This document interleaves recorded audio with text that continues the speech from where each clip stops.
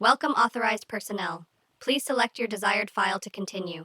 File SCP-003 selected. Initializing automated item retrieval procedures. Scanning file for search term SCP-003. Scan complete. 42 instances of SCP-003 identified. Item number SCP-003 Object Class. Euclid Special Containment Procedures. SCP-003 is to be maintained at a constant temperature of no less than 35 degrees Celsius or 95 degrees Fahrenheit, and ideally kept above 100 degrees Celsius or 212 degrees Fahrenheit. No living multicellular organisms of Category 4 or higher complexity may be allowed to come into contact with SCP-003. In event of total power failure, if SCP-003.1 begins to increase its mass, assigned personnel must engage in skin contact with SCP-003.1. Ideally, personnel may use their body heat to return SCP-003.1 to above the critical temperature. However, skin contact must be maintained even in event of SCP-003 reaching activation temperature, lasting at minimum until SCP-003.1 advances fully to its second growth stage. Personnel who enter SCP-003's containment area must first be examined for body parasites of Category 4 or higher complexity and sterilized if such organisms are present.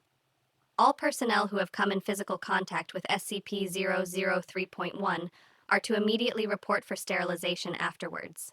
SCP-003.1 must not be removed from SCP-003.2 except in case of emergency procedures detailed above. Any significant change in SCP-003.2's rune activity, including pattern, frequency, or color, should be reported within 3 hours of occurrence. Cessation of rune activity must be reported immediately. SCP-003.2 must be supplied with power via the source-designated generator 0039 at all times. Description: SCP-003 consists of 2 related components of separate origin, referred to as SCP-003.1 and SCP-003.2. SCP-003.1 appears to be composed of chitin, hair, and nails of unknown biology, arranged in a configuration similar to that of a computer motherboard.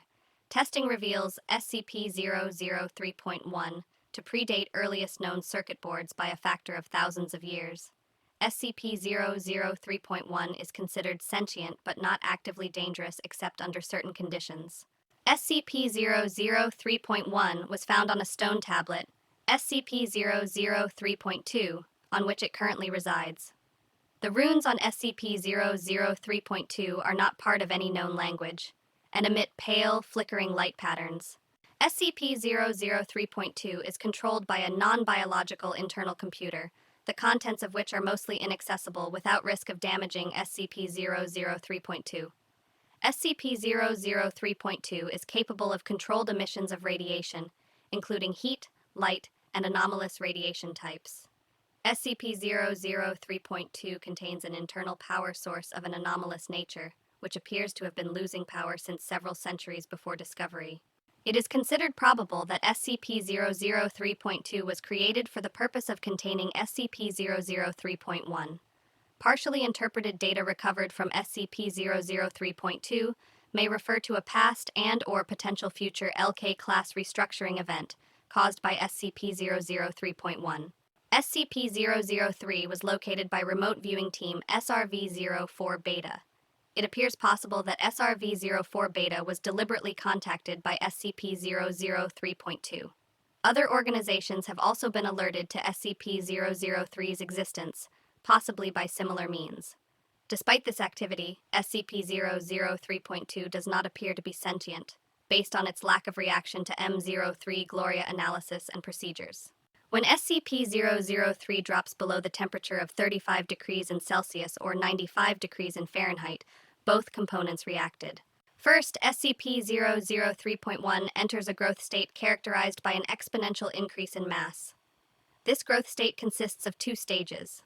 In both stages, SCP-003.1 partially fuels its growth by converting matter around it, starting with any surrounding inorganic material, including atmospheric elements, then non-living organic material, including cells of dead skin, hair, chitin, enamel, keratin, and other biological materials. The first stage is always the same. SCP-003.1 will first increase its mass, then take a form similar in shape to an ophiuroid, brittle star of 15 meters or 49 feet in diameter, including what appears to be a central processor of 3 meters or 9 feet in diameter. It will form sensory organs that appear to scan its surrounding environment, and will partially convert the area around it to an unidentified anomalous substance. SCP-003.2 seems immune from conversion. The second stage describes a growth alteration, which occurs when SCP-003 comes into contact with living organic material. SCP-003 appears to template itself off of the organic material and will attempt communication with organisms that match its initial template, or templates. In its second stage, SCP-003.1 may pause, slow, or change its growth, and will also convert inorganic and non-living organic elements into functionally similar structures, while anomalously altering their physical makeup. While growth is consistent in the first stage, in the second stage, SCP-003.1's growth rate is diminished by 20-90%, so long as SCP-003.1 remains in contact with living organic material. The percentage is determined by the complexity of the organism as, in contact with SCP-003.1, SCP-003.1 appears to devote a large amount of processing power to analysis of living organic material. During each of SCP-003.1's growth stages, SCP-003.2 releases bursts of radiation that temporarily inhibit SCP-003.1's growth, or reverse this growth when the temperature of SCP-003.1 rises above 100 degrees in Celsius, or 212 degrees in Fahrenheit. Similar radiation emissions have been replicated or recorded via other anomalous means. SCP-003.1's biology has been the subject of extensive study. Significant elements have been identified similar to SCP data expunged, SCP-1512, and SCP-2756, the latter two of which have no further confirmed connection with SCP-003.1 and no known connection with each other, and none of which are fully understood, technically even less understood than SCP-003, thanks to the extensive cross-disciplinary research on the SCP-003 objects. To date, no convincing analysis has been put forward which satisfactorily explains SCP-003.1's connection to these SCP objects or others, nor its connection to modern technology beyond appearance and potential mimicry via unknown mechanism. Addendum 00301. Acting on information gathered from linguistic analysis of SCP-003-2's runes and comparative data analysis, Research Team M03 Gloria has managed to establish a link between SCP-003 and data expunged for analysis of functions.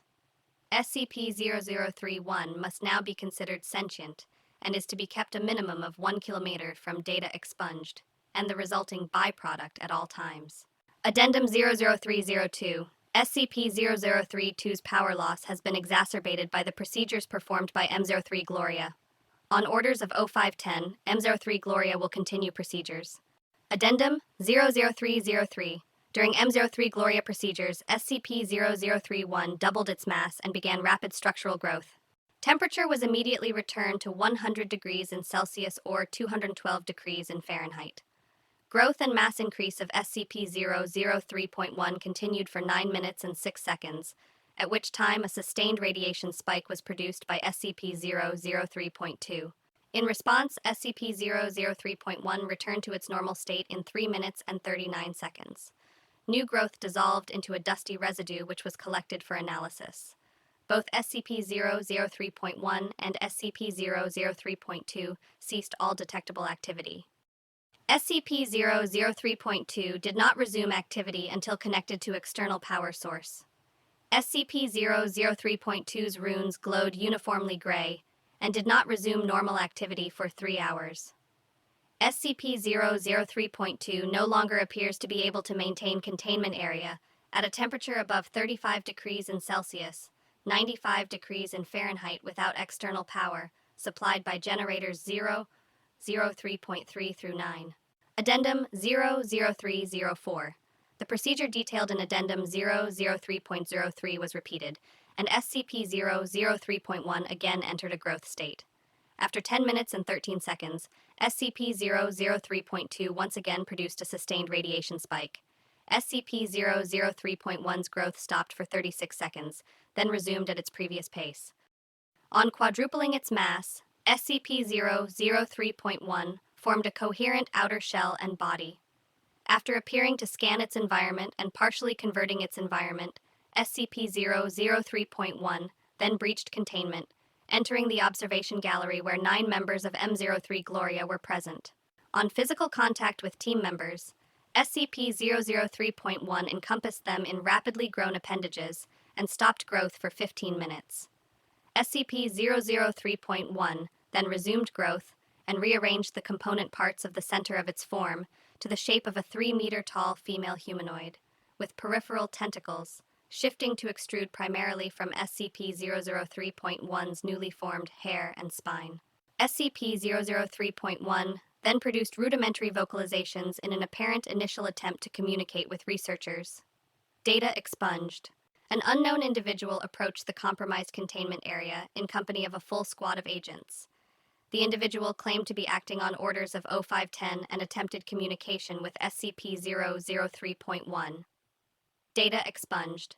Following this incident, Agent Jackson of M03 Gloria successfully restored power to SCP-003.2 and activated backup generators to return the temperature to 100 degrees in Celsius, 212 degrees in Fahrenheit. SCP-003.1 returned to its normal state in 21 minutes and 7 seconds and was successfully recontained without incident. All 9 members of M03 Gloria affected by SCP-003.1 were afterwards found to be physically unharmed, with no residual effects besides psychological trauma. The converted materials of SCP-003's former containment area did not dissolve and are now under analysis. Addendum 00305. In light of the previous incident, O510 was removed from the O5 Council by joint decision of O5 data corruption detected, O5 data expunged, and O5 data not found. M03 Gloria procedures have been indefinitely suspended. Special Access Program M03 Gloria required. Access granted. Displaying files. Transcript of Incident Report A21B Cycle 8. For dissemination to O5 Command and Staff. Interviewers. Data expunged, and data expunged. Present, O52, O55, O57, O510, and staff. Interviewed, Dr. Tilda David Moose, M03 Gloria Lead. Excerpt 35A. She tried to talk to us. We all heard her voice in our heads in a sort of half-language we couldn't fully understand. Some of the others passed out immediately. I lasted a little longer, but it wasn't because of mental fortitude. It's just that she was trying to tell us different things. She showed Jones a replay of all the memories of everything Jones ever felt anything about. All over the course of a few minutes, she ripped 3 of the researchers apart and put them back together unharmed. She doesn't understand human emotion or pain, or very much about how we experience the world. Yes, I would say the containment procedures are necessary. Listen, she wants to remake the world into a paradise filtered through her own alien understanding of paradise, but still, a paradise designed for us, for humanity. She would be happy to make a paradise for any sufficiently complex organism she comes across first. Anything with a complex enough mind to accept her. Say a dog or a housefly. What would it be like? I don't know. She showed us images. Not quite images. I can see them in my head, but they're not pictures. The closest thing I can think of is what you see when you close your eyes suddenly and tightly, but brighter and more complex. The images had metallic sounds associated with them, and sensory details that we don't have the words or concepts to describe. The whole effect felt like words of some kind. I believe she wanted to see what we could understand, so she could understand us. If she breaches again, we have to be there first. She didn't have time to finish analyzing us. I don't know what would have happened if she had.